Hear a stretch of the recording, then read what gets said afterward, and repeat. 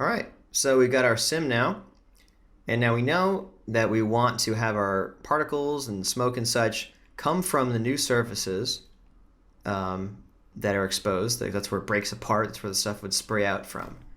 So a great way to do that is with a node Houdini has built in, and we'll have it do it here. We'll have it do it in particles source, and actually even before I get to that node, we need to keep things nice and organized, and we'll have this imported here.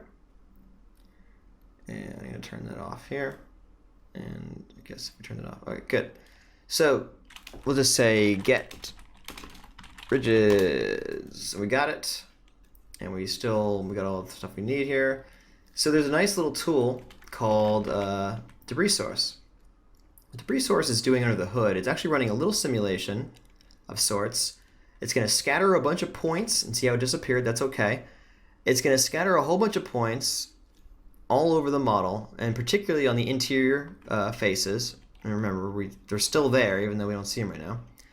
And it's going to record on this, whatever frame we say, the rest frame. It's going to scatter this many points, and it's going to say, on this frame, record how far away you are from your closest neighbors.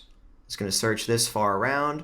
It's going to note the first 10 points it finds. It's going to say, I'm this far away from it. And if at any point on subsequent frames that distance changes by some threshold, then it's going to say, uh-oh, a break happened. I am now an active area. So those scattered points will come to life, and they'll stay alive for the lifespan that you have indicated here. So 1 second is probably too long, but I'll just keep it on just so you can see. So this is going to force it to play 24 frames a second instead of too fast. So I press play, and we see bam. That's what I expected to happen. So what's happening, what are we seeing here? So I'm going to template the actual thing. So what's happening? So this frame, it recorded all of the distances from all the little scattered points inside of it. On this frame, everything moved, but everything is still in the same position relative to each other. All the little neighboring points are in the same exact place for a couple of frames here. Bam, bam, bam. It's only on this frame, finally, that they start to move away from each other. And that's exactly what we're trying to detect.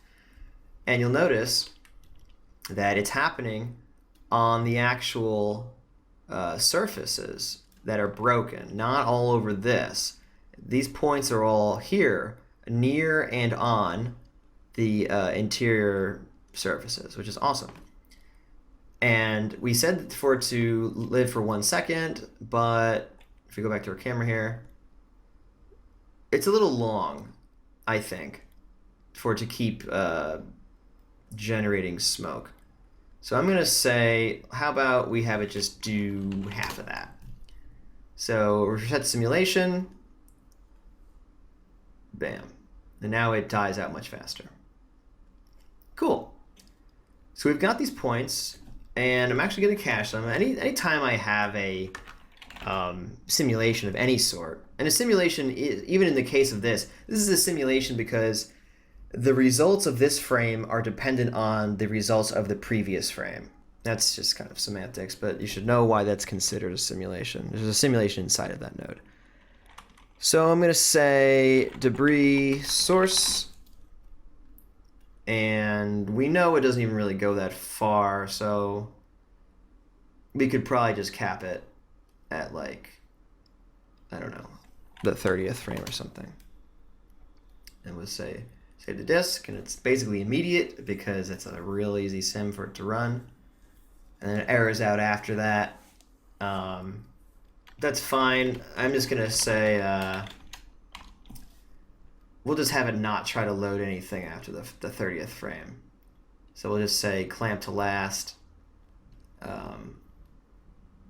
Whatever this is, copy parameter, put it here, relative references. So now it's going to go from 0 to 30. So now it won't trigger that error anymore. It's just a nice bit of housekeeping. Great. So now that we have this, what can we do with this? What we want to do with it is we're going to need, when we get to the, and I'll jump ahead just for a second, we're eventually going to make a fluid source. First, we're going to do our particle sim, but when we eventually get to our fluid source, this fluid source is going to look for, when we do it in stamp points mode, it's going to build the volume based on the points, which is pretty great. So now we know we're dynamically creating a volume source with velocities. Because I didn't mention it before, but these points, they inherited the velocity, which is awesome, from the source, the meshes. So we got that now. So this is creating, we're stamping the velocity and the density. So the reason why I'm jumping ahead is it's looking for a density attribute. So we're going to want to create that. So because it didn't find one, it's just giving everything a density of 1. But we can actually customize that density. And the velocity also is stamping V. So we'll vary the velocity up a little bit, we'll vary the density up a little bit, probably based on the time mostly, so it'll emit less density over time. And we can also vary the size even of these points. I mean, these points, as it stands, are technically infinitely small, but we can specify actually what their implicit radius is using an attribute called p-scale.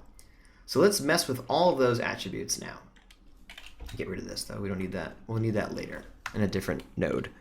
So first things first, let's make a, let's mess up these velocities using a VOP here. And we're just gonna do something pretty basic. I'm just gonna grab a 3-dimensional noise, which is basically just like it's an implicit mathematical noise that exists everywhere in space. And we're gonna look up into that giant, I like to think of it as like a slab of marble, where there's like dark areas and light areas, so it's fading in and out of those areas. So we're going to look up into that slab of marble with the turbulent noise.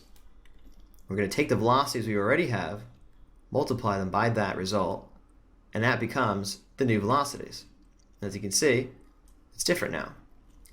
I'm going to bring back some of this amplitude. We'll say like 8 to get it around where it was. Also, the frequency is pretty low right now. The lower the frequency gets, the less variation there will be over this whole thing. So you can see, as we basically get back towards 0, 0, 0, it's basically getting back to what it started from.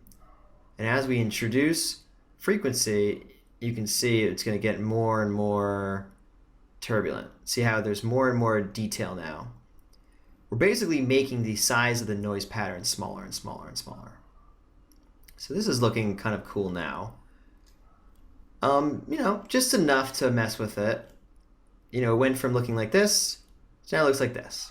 Now it's just kind of shaggier. It'll just source points and it'll source more interesting velocity to have it broken up and not completely rely on what we got from the rigid body simulation earlier.